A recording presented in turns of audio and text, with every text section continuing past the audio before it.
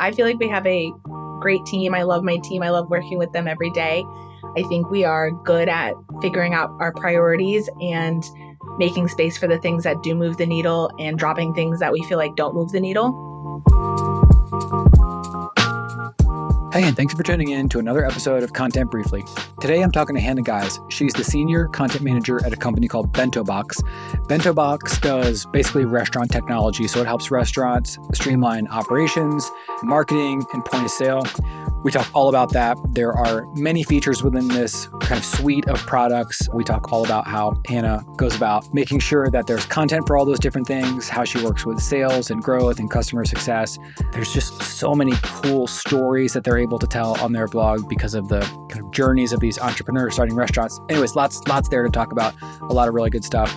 One other thing we talk about is tech meeting the real world. Like for a lot of B2B SaaS companies, they're supporting other B2B SaaS companies. But because BentoBox is serving restaurants, the technology actually has this kind of very real world impact, changes the way people run their businesses in a very physical sense, gets people in the door at restaurants. So we, of course, talk about all that stuff too. I was really impressed with the content operation that Hannah talked us through.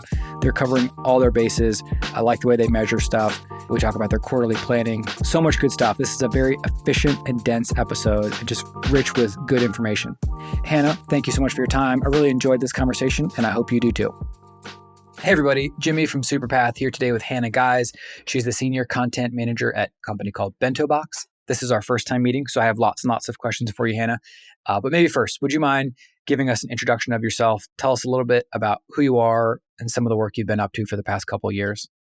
Yeah, so my name is Hannah Geise. I'm a senior content manager at BentoBox, like you mentioned, which is a restaurant technology company.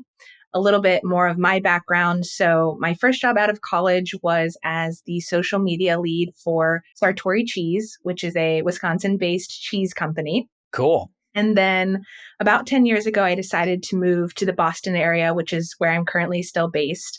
And I worked for an early stage B2B food tech startup called Spoiler Alert, and that was focused on food waste prevention. From there, I worked as a writer covering Boston's food and restaurant scene at bostonchefs.com for about 3 years. And then right before coming to BentoBox, I worked in entrepreneurship in the startup space as a marketing manager for the Harvard Innovation Labs. Can you tell us a little bit more about that? I'm not familiar with the Harvard Innovation Labs, but it sounds really cool. Yeah. So basically, it's a entrepreneurship ecosystem for Harvard founded startups. So that can include anyone at Harvard College through all the different grad schools.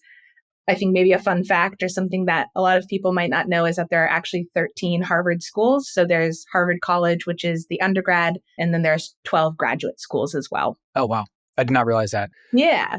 That's very cool. And would you give us the kind of 30,000 foot view of BentoBox? You mentioned it's a restaurant technology, but could you talk a little bit about what the product is and then who your customers are? Sure. So BentoBox is a restaurant technology company. We were founded in 2013, so we've been around for a little over 10 years. And our origin story is essentially that our founder, Crystal Mobieni, was working with restaurants as a web designer and was starting to kind of notice that the existing technology that restaurants were using were actually driving more of a wedge between the guests and the restaurants. So BentoBox was essentially founded to help bridge that gap. And the way that we are trying to do that is through 4 different areas. So we want to help restaurants build their online presence, diversify their revenue streams, better engage with their diners, and be more efficient. And so the way that we do that is by providing restaurants with customized restaurant websites that are branded to their color palette, their logo. We also have online ordering to help them manage takeout and delivery orders. We have reservations and digital waitlist platforms, events management tools for things like restaurant buyouts, private events, and then e-commerce stores for restaurants that are looking to sell merch online and gift cards. That's really cool. So is this span everything from like mom and pop deli to like, maybe a franchise with potentially hundreds of locations? Yeah, so we work with everything from full service restaurants like fine dining. We work with a lot of hospitality groups, sort of that neighborhood spot, like you mentioned, things like pizzerias. And then we also do quick service and counter service concepts like bakeries and coffee shops.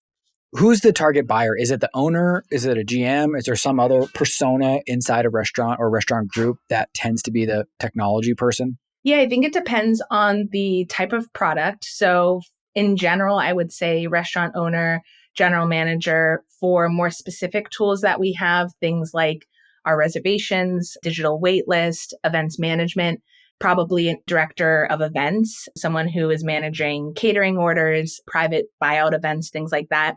And then we also have a fair amount of marketing tools, things like automated email marketing, SMS marketing, Nice. loyalty programs. So, a director of marketing in a hospitality group or a larger restaurant would probably be interested in stuff like that. Very cool. It seems like there's a hospitality through line in your career. Definitely. Yep. Do you find that you've just been building on that from one job to the next? Because you mentioned like food waste startup, which I think is really interesting, writing for more of like a media style publication, and then now doing this. Like, is there that you're basically building on that subject matter expertise and then kind of flexing the muscles in different ways? Yeah, I have always really been interested in food and restaurants. Most of my career has been centered around that in one way or another, apart from the experience at Harvard Innovation Labs, which was definitely more entrepreneurship and startup focused. But I've always been interested in the hospitality scene. Personally, I love going out to restaurants, and that's just an area where I'm really interested in learning more about and really passionate about. That's cool. I always think it's cool when software meets the real world, like in so many cases, software meets more software, or like software companies meet other software companies. So to have software powering something happening in the real world is different and cool. Maybe it's not that different. I guess we just don't explore it all that much on this podcast. Mhm. I want to ask you about your content strategy. And, often the way that I kind of get a quick glance at a company's content strategy is I hover over the resources tab in their navigation. And Mhm. that tells you quite a bit about what's going on from a content perspective. So I see some longer form stuff, case studies, tools and templates, which I'm curious about, webinars, blog. Would you mind just giving us an overview? It doesn't have to be super specific, but at least an overview of what content looks like at BentoBox and what channels and content types are a priority for you? Yeah. So our content strategy is categorized into four buckets.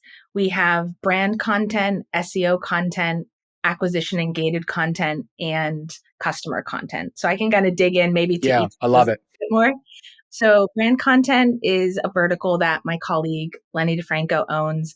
And that includes a lot of thought leadership pieces, opinion pieces, feature stories. So we're doing interviews with prominent chefs and other well-known restaurant professionals. A few pieces that he's worked on in the past few months have been a deeper look into why lawsuits are on the rise for restaurant websites, what it's like bartending the night before Thanksgiving. He did a really good piece that talked to three worker owned restaurants and the staff that works there, a look at kind of the rise of non alcoholic cocktail programs in restaurants. So Yeah, things like yeah, that that's really is cool.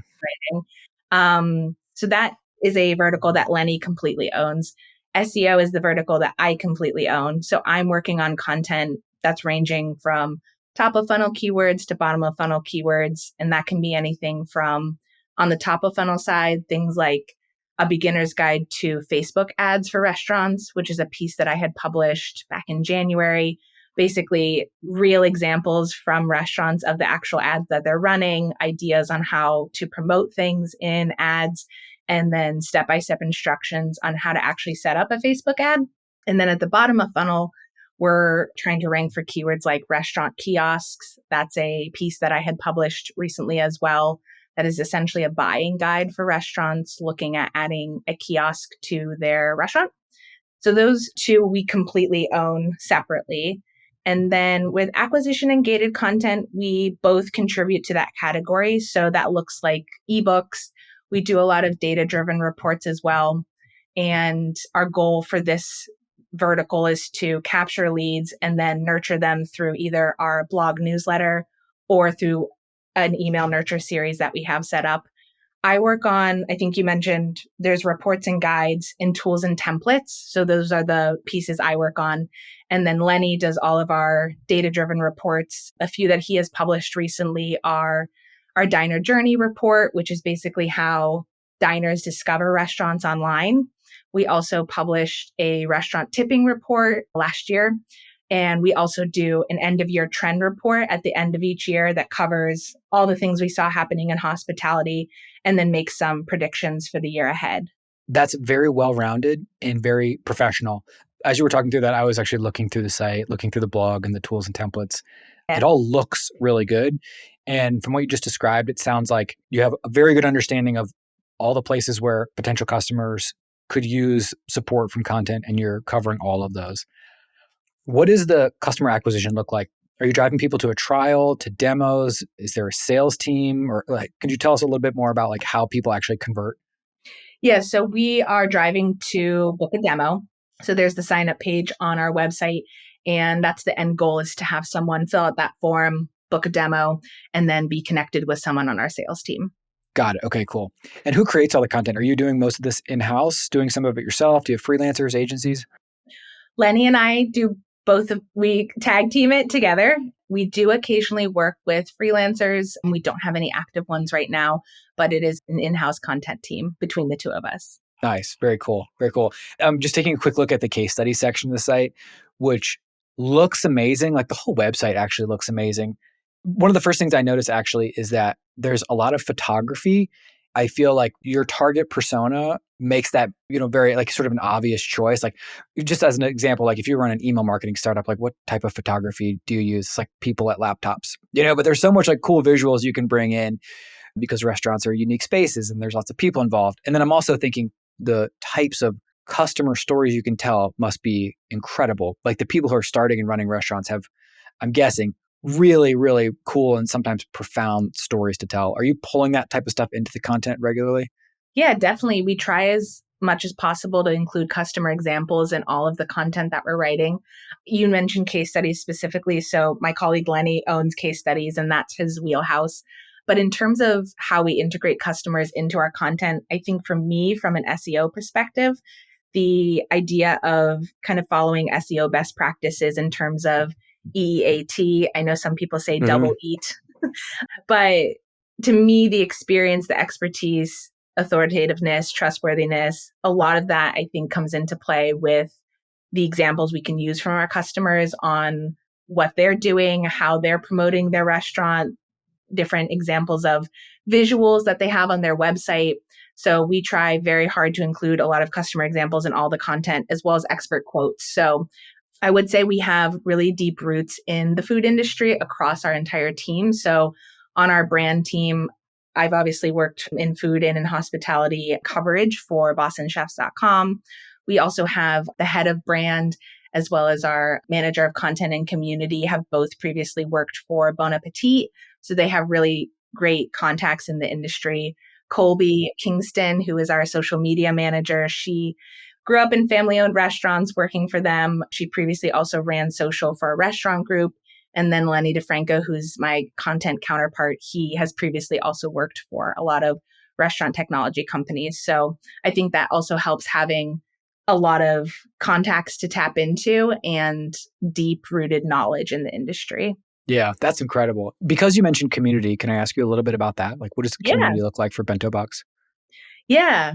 We have a brand manager who sits on our brand team and oversees content and community. I think she's done a great job of making sure the connection between content, social, and community outreach is really, really strong. We do a lot of partnerships with various organizations in the hospitality space as part of our community efforts. And then I think we do a great job of also highlighting our community on our content as well as our social channels. So it's something that's very important to BentoBox. It's one of our brand pillars is staying connected to the community. And it's nice to see it show up in all those different verticals. Yeah, that's really cool. That's really cool. I wanted to ask you more of a macro question about the restaurant space. I used to work for QuickBooks. So this is pre-COVID, but I was working for QuickBooks SMB audience, and we had the opportunity to talk to lots of customers, and it was really cool. And one thing that I was always struck by is how little technology most SMBs use. For restaurants specifically, I'm going to guess that COVID forced them to take tech more seriously. Yeah. Like everybody wants takeout, like DoorDash and Uber Eats squeeze these restaurants. And I would assume that many of them were like, okay, we need to figure out a way for our restaurant to like have a better POS. We need to be able to handle takeout orders. that probably gets you thinking, oh, there's so many other things technology could do to make our lives easier. Is that an oversimplified outsider perspective, or has this really evolved over the last couple of years? No, I think you hit the nail on the head. I think definitely during COVID, there was a drastic shift to embracing technology more out of necessity than maybe people were prepared to do. So restaurants definitely very quickly had to get on board with implementing online ordering systems, making it really user friendly for diners to interact with their technology. And I don't know that they had the time to do all the research needed to make the right choices for them. They just sort of had to figure out very quickly how to get something up and running. So I Yeah. think that was probably a good turning point in terms of people embracing the technology in the space and understanding the value of how it can help them. But I do think, 4 years later, here we are, and restaurants are really interested in learning more about the exact tools that they need. I think they're getting really smart about how to implement very strategic things into their restaurant to help them grow. But I think you were exactly right that it was definitely a turning point when COVID happened and they were sort of pushed in that direction. Yeah, yeah. Speaking from my own very small personal experience, it does seem like more restaurants are thinking about things like customer retention, which Mhm. like SaaS companies are basically obsessed with, but like I have started getting emails from our local coffee shop, like, letting me know about the rewards program and get your 10th coffee free and come in Yeah. on this day for this special. And like, it's great actually, like because it's this software meeting the real world thing, like gets me out of the house. And there's something more altruistic too about, it feels good to support a local business. It's like I'm generally happy to get those emails. Yeah, definitely.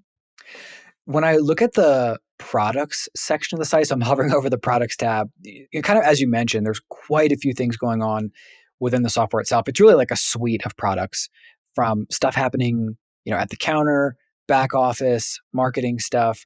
From a content perspective, there's a lot of entry points for a customer. So as you think about SEO, I'm assuming you want an entry point or like a pillar page or a landing page or whatever for the potential customer that is searching for any number of these things.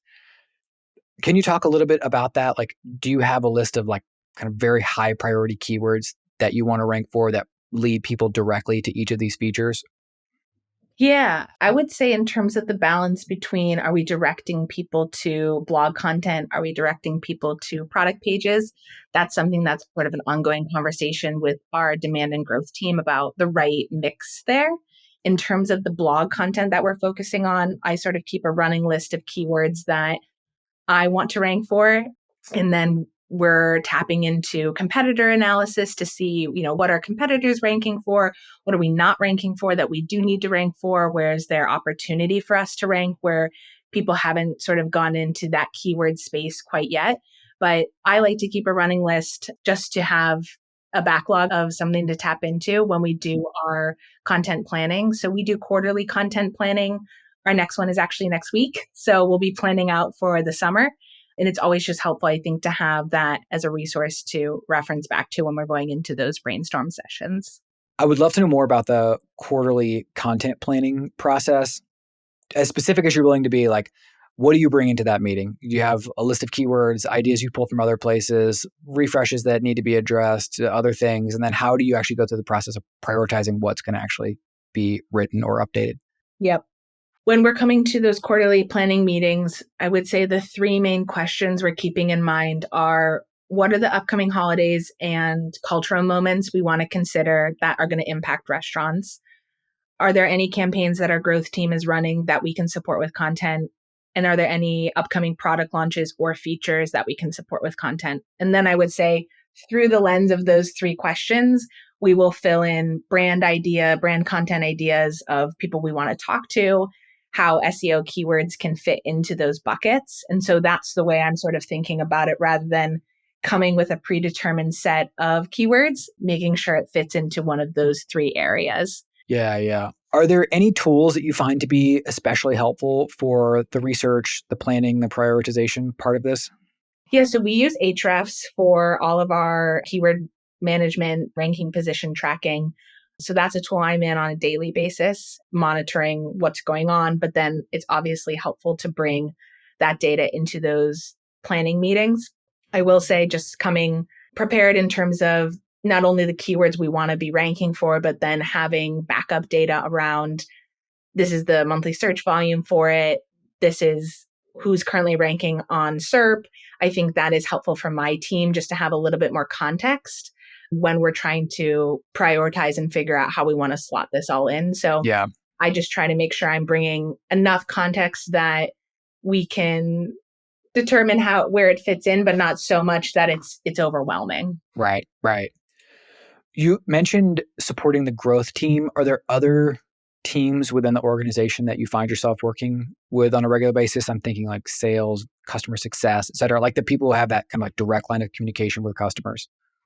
Yeah, I would say our sales team and our marketing team both report into our chief revenue officer. So I think we're connected very strongly, just the way that our team is structured there.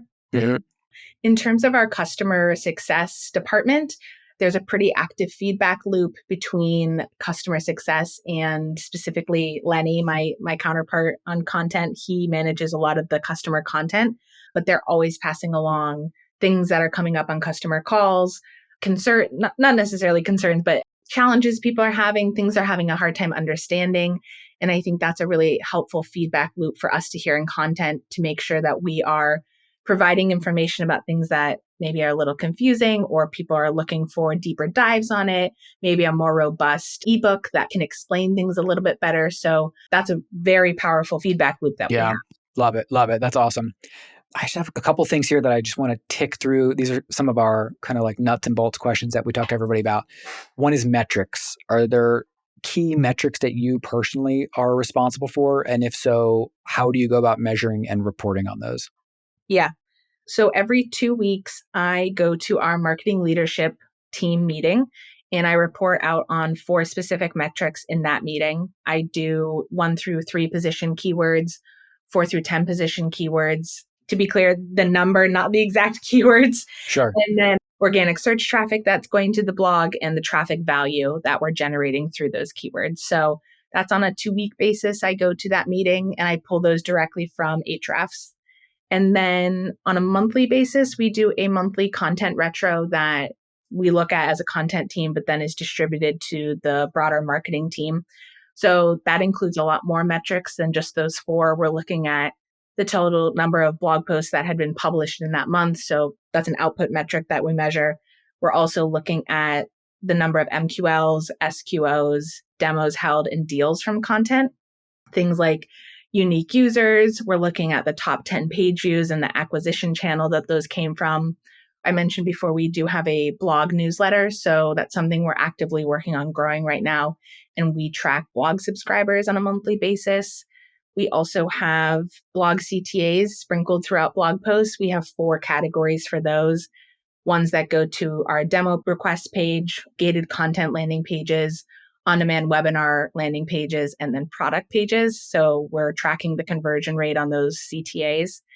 And then the last part is the email promotion of our content. So we do have a really strong relationship with our growth and demand team, which is where email sits. And we do a product updates newsletter that goes out monthly to our customers, explaining the different product features that are new in BentoBox. We also do the monthly blog newsletter. And then we've also played around with these content forward email series that we've launched. Last summer was our first one. We did a summer series, a holiday series, and then a New Year series. And they're basically about 4 or 5 email sends that create this series that help restaurants get prepared for really important seasons, especially around the holidays. It sounds like you guys are crushing it. Is that like, do you feel that? Do you feel that momentum internally? Because I'm just getting the impression, like, obviously I don't have tons of expertise in this world and I don't know a ton about BentoBox, but it just seems like you're just got your list of all the things that need to happen and you're just going through, checking them off, making sure it's what customers need, figuring out the reporting. You know, and the reason I am flagging this is because I do find that some content teams kind of overcomplicate this stuff, Mhm. or they might stress out a little bit about like, well, if we do this, we can't do that. And it sounds like you all are taking a very calm, measured approach, just covering all your bases. Yeah, I feel like we have a great team. I love my team. I love working with them every day. I think we are good at figuring out our priorities and making space for the things that do move the needle and dropping things that we feel like don't move the needle. And then in terms of the metrics, I feel like we have a lot of support from our RevOps team, which is where we get a lot of the analytics for content. So Nice. super grateful for their partnership and them supporting us with all the information that we need to kind of measure the success of our content. Yeah, that's awesome. That's awesome. It sounds like content is completely embedded within the company rather than kind of a silo off doing its own thing. I would love to know a little bit about your day or maybe a week. Like, what does a week in your life look like and what skills are you relying on? Yeah, I would say I am working probably on 3 blog posts at any given time. So Mhm. whether that's in an outline stage, first draft, final draft, sort of juggling 3 pieces at one time as they move along through the writing process. Most of my mornings are spent typically writing. I feel like I do my best writing in the morning, so I'll try to schedule my writing time for the morning and then do my meetings in the afternoon. Doesn't always work out that way, but I try really hard to Yep. schedule it that way. I'm in Ahrefs a lot, just tracking our progress, seeing if there's any keyword changes. I try not to get too focused in on it because I think it's easy to get a little obsessive over the numbers and the metrics, but it's something that I pay attention to on a weekly or twice weekly basis. We are also working through our SEO content audit. So that is a project that we have been doing since last year. We have almost 300 blog posts published on the BentoBox blog dating back to 2016. And we are working through consolidating, optimizing, just making sure we're getting the most bang for our buck out of all of those currently published pieces of content. Nice. Can you tease anything else that's coming down the line over the next 6 months or so? Like, what are you thinking about? Any new things you want to try that haven't actually come to fruition yet? Yeah, so I'm feeling in terms of our on page SEO, we have a pretty good grasp on that. It's a space that I feel really comfortable in.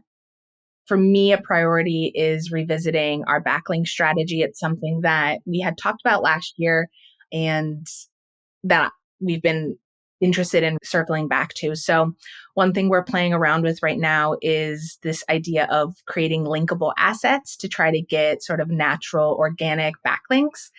And one way that we're doing that is taking a lot of data from these large reports, synthesizing it down into small bulleted stats that we can kind of do in a blog post, and then trying to rank for a keyword and get backlinks organically through other websites and blogs that want to cite us. So, for example, we published our restaurant tipping report last year, which looked at basically how diners are feeling about tipping in the tipping space these days.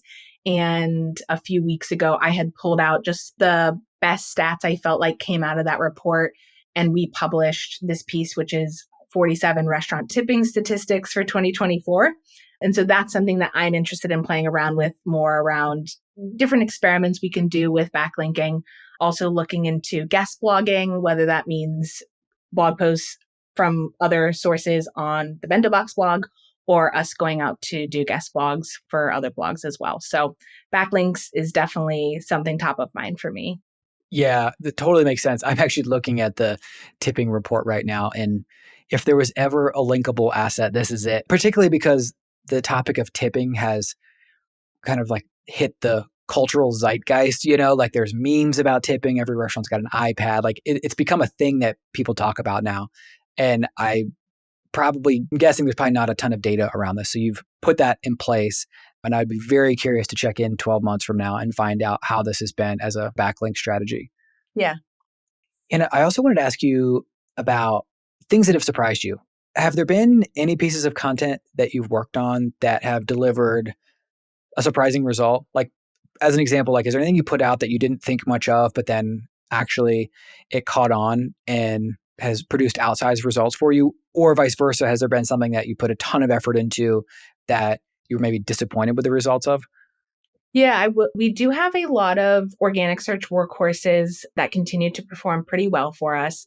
I will say the one that comes to mind right now is something that was a little bit before my time. So it's not something that I specifically worked on, but we have a piece called the 20 Best Restaurant Websites. And it is a roundup of different examples of customers and what their websites visually look like. So we update that on a yearly basis with new Oh, customer nice. examples. Yeah. And it is one of our top performing pieces of content on the blog. And it did so well that we actually took the same content and converted it into a gated ebook. And that is one of our most popular pieces of gated content now. So I think that was an interesting example for me, just seeing how it can work to have something perform really well, repurposing it into a different channel, and then also seeing very similar results. Like, obviously, that's clicking with people and connecting with them. But I think the idea of repurposing content as much as possible in multiple channels is really important, especially if you're running a smaller content team. But that's definitely something that had felt surprising, but in a really good way. That's awesome. And how about for you personally? Like, what skills do you rely on? Like, I'm really impressed with BentoBox's content. Like I mentioned earlier, sort of this through line of hospitality in your career.